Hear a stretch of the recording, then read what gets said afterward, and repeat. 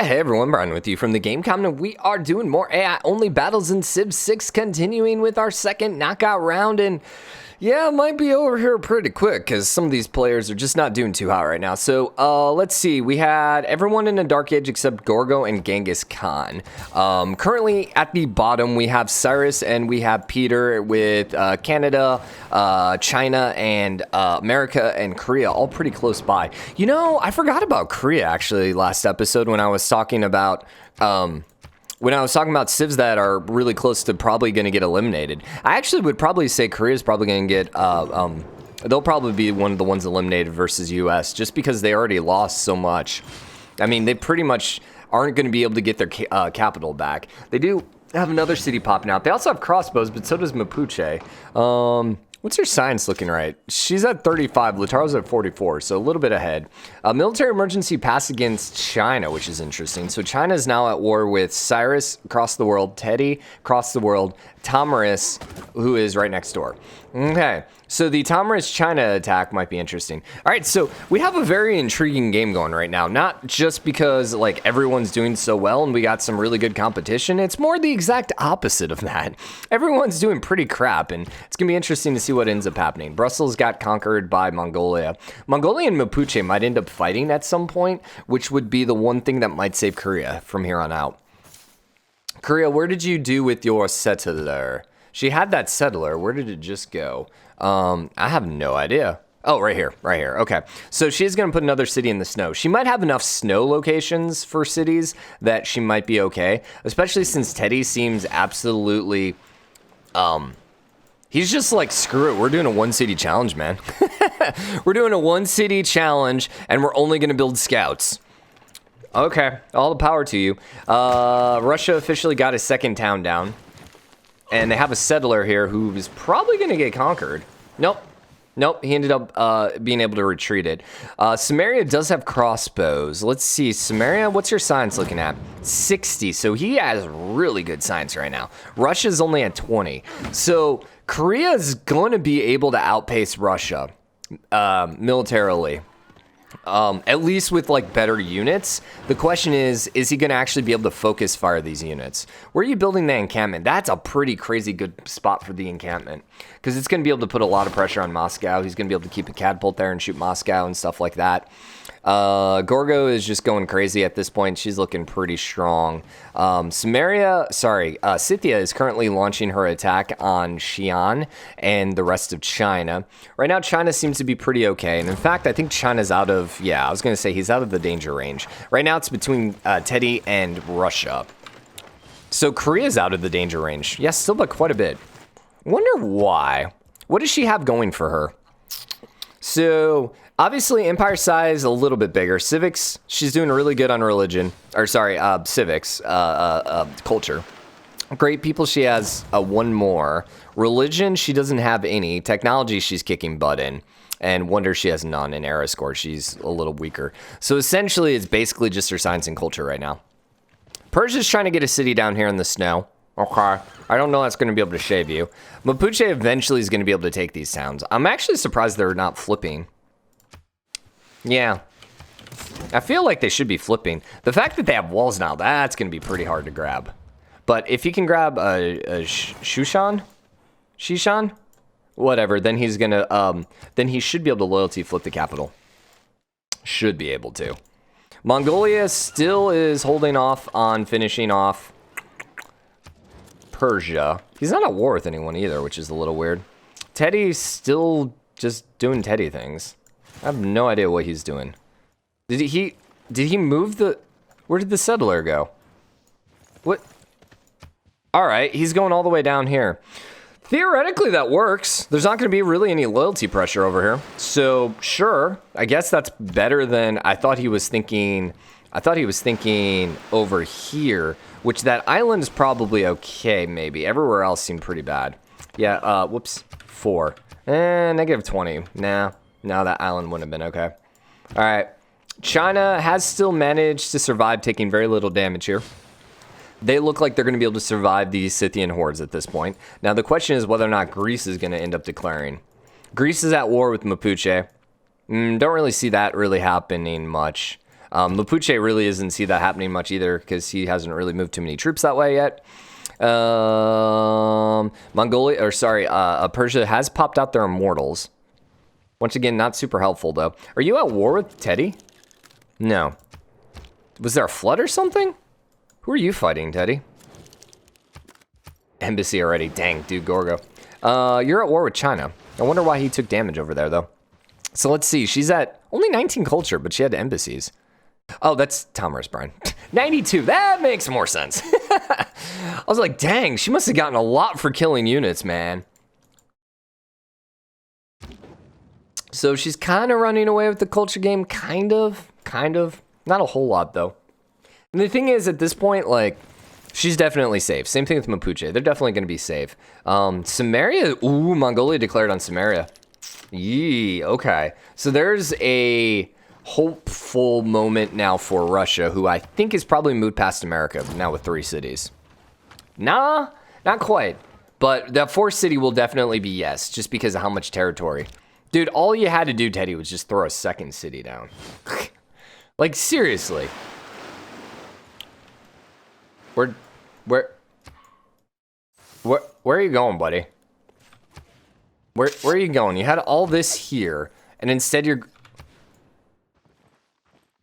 they're going for the wonder.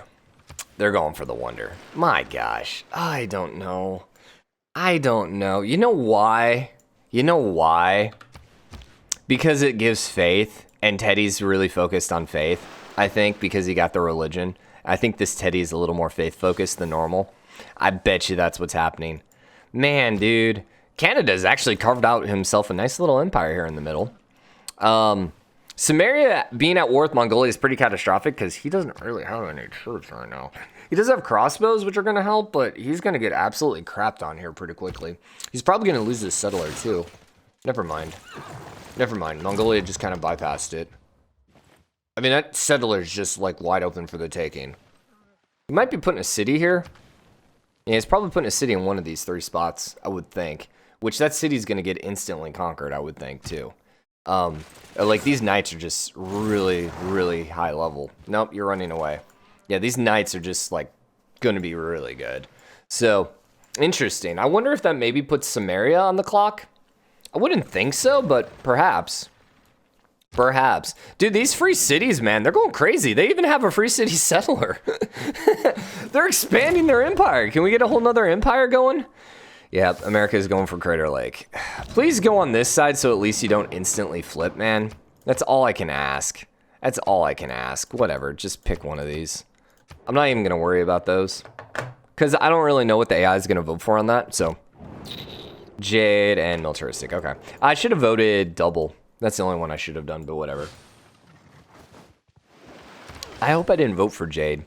China now has Crouching Tigers, so they're going to be able to hold off Scythia, who has quite a few missionaries now. Interesting. But being at war, she's got to be a little careful because she doesn't want them to get purged. Paris, Mapuche still is under some threat from Greece, but not really a whole lot. China's been putting quite a few... Where are you going, dude? Are you going to take the tribal village? Maybe he's going over here. He's going to Yosemite. Oh, okay. I mean, I can't hate on that, actually. Other than the fact that, like, for the love of God, what did you do up here? He could come back. He could pull this back. So I can't count America out. Like, Russia, in my opinion, they're capped. There's nothing else they can do. The only thing that they got to hope for at this point is Mongolia just craps on Sumeria, and then maybe they can come finish them up. That's about the only way that they make themselves safe. Teddy is now in the danger range. Teddy, my God, dude, what are you doing? But, I mean, here's the thing. This is wide open, so if he gets over there, potential. Except he moved away. Oh, my God, Teddy, what are you doing? What are you doing? Was he going for maybe up here? Which seems like a really dumb idea. He's going to end up putting it, like, right here, and it's just going to instantly flip. And he's going to basically give Korea a lifeline. I want to know whose settler that was. That had to be Korea's settler. But it's just hilarious that the free city has a settler. I love how it's like every game one AI just breaks with this mod. It's only one usually, but it's just like one. All right, Persia got a second town down. They're still pretty far behind though. Pretty far behind. Korea's not like, okay, basically Gilgamesh, Genghis Khan, Gorgo, and Lautaro are about the only ones safe. Everyone else is really not particularly safe. They definitely can find themselves in a bad situation. America didn't even move. They didn't even move their settler. I mean, okay, so maybe I just take that back. If America is not going to settle another city, then essentially it's GG at this point. Because they're not building any settlers here because I think there's something in the AI programming where they won't build a settler maybe until they actually put down their cities. I have no idea. So Teddy and Sumeria got Dark Ages. Everyone else got normal. Sumeria, Dark Age might be pretty catastrophic. Might. Nah, he seems to be okay. China's flipping. That's going to flip over to Sumeria, which is good for them. China did manage to hold back Scythia. Scythia's looking kind of weak over here. China's probably solidified themselves where if anyone gets eliminated from over here, it's going to be Scythia versus them. Also, Scythia, my gosh. Do you have enough Kurgans? Probably not. Gorgo still has ridiculous amounts of land to settle. Mapuche should be flipping some of this, I would think. That one's close. That one's close to starting to flip. Yeah, Teddy's broke. We broke Teddy, guys. Teddy has been broken. I really would love to actually, like, this would maybe have to come down to, like, maybe, like, the mod makers, and I think the developers of the game would actually have to take a look at what actually happened to the AI on this one, because in my opinion, this is some of the weirdest AI I have seen in the game. Just the settlers, A. B, the fact that America went all the way over here with their settler before then coming over here and then staying in the water instead of settling next to any of these wonders. Like, and then not building anything but basically scouts for like 20 turns. Like, what in the name was the AI? Like, I have no idea what the thought process was behind the AI here. I know part of it has to be Canada because I really think Teddy wants to declare war on Canada, but can't.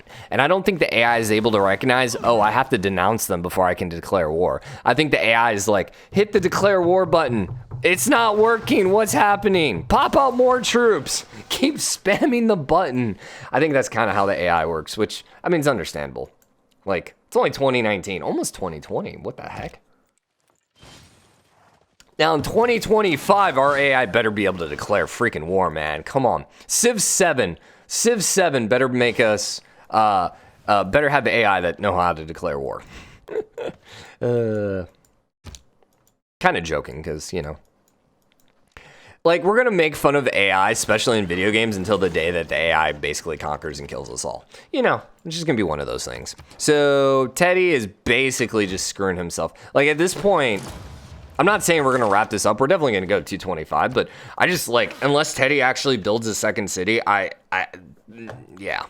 It's really sad, because this has happened a couple times for Russia, where Russia is basically gets out by the skin of their teeth. And the only reason Russia's going to get out of this is because Teddy just, like, broke.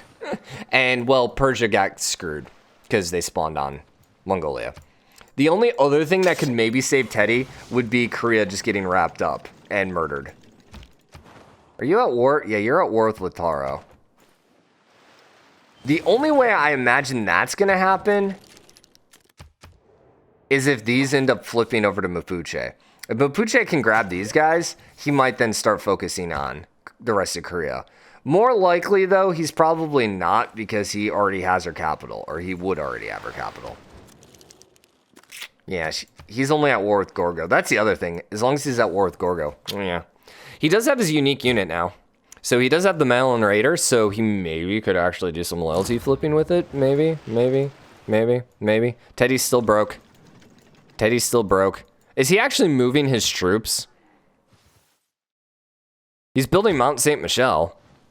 He might actually be able to finish it. Does he even have a religion still? He is moving his troops. Yeah, but he only has one town. And he has okay faith, but not enough for an apostle. What the heck? Maybe it was something in his religion? Religion spread, shrines and temple? Nah. No, man, I don't know, dude. I have no idea. It's really weird. Still a ton of room over here. Like, and the better part is, like, why are you even building scouts? You don't have anything to scout. You have the entire map revealed to you.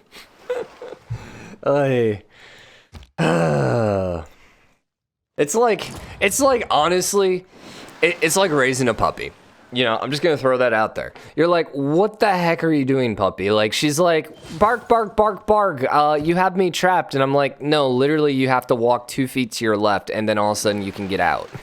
Like, what are you doing? You know, okay. But, you know, we give credit, because it's like, okay, I understand the puppy's not as smart as a human. Same thing kind of here. Which the funny thing is, she can also get out, like, real easily sometimes. It's just like, sometimes her brain just breaks. I wonder if that's ever going to go away. Like, if maybe, like, the puppy, you know, has brain breakage a little more often. So, you're now at war with Genghis, Gilgi, China, and Canada. But not Tomarus. So, I'm wondering... That's a target. I am targeting America. I am targeting... target ban America, man. Come on, let's do it. Let's do it. Recon, recon, recon. No, Teddy, why? Come on, dude. Come on. There's only one person that voted for freaking recon, man. Okay, I take that back. 2 people voted for recon. Gosh, dang it. What were we talking about? We're talking about baby puppies. And about how, like, every time these series just turn into random conversations. Random Conversations with Brian, an AI-only championship series. Brought to you by the makers of Civilization 6. Civilization 6, a game where you can lose a bunch of time and energy and realize, oh crap, it's like midnight and I meant to go to bed 2 hours ago. Oh crap. Civilization 6, on sale now. Steam. Actually, it's not on sale, but it should be because we're almost Christmas time. Yeah, when's Christmas Steam sales happen? Should be here pretty quick. Probably next week, because Christmas is next week. So, yeah. Anywho, back to the game. Oh, my gosh. Distracting myself here. Teddy's still in the danger range. Korea is actually the second closest now. Russia's kind of stabilized a little bit here. The Malon Raiders, this is actually pretty okay. Never mind. But if the Malon Raiders able to actually take out a unit, remember, that's going to also put some loyalty towards them.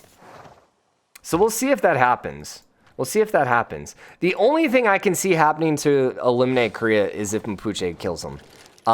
He's still at war with Gorgo, which I found really weird because he didn't join the emergency. So I actually thought he wasn't at war with her anymore. Huh. Interesting.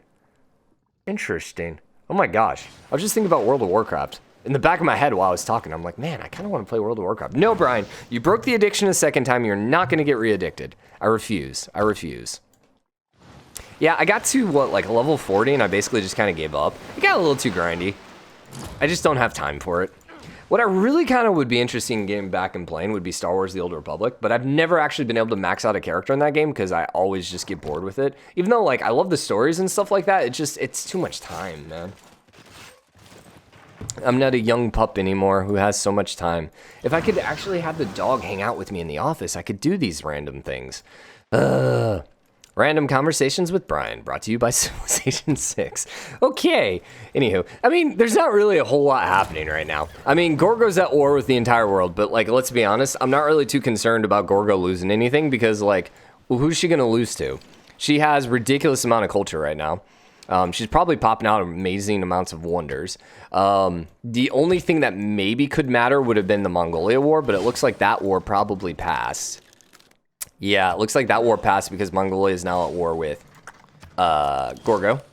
And Canada's moving troops to go kill Gorgo, but once again, I mean, it's not really going to be that big of a deal. And Russia's just kind of like holding on. They're just like, let's just be peaceful up here, take as much territory as possible, and just like don't tell anyone that we exist. And it's working out for them.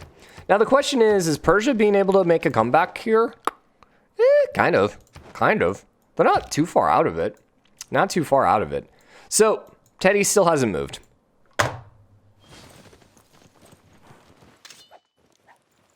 My Teddy.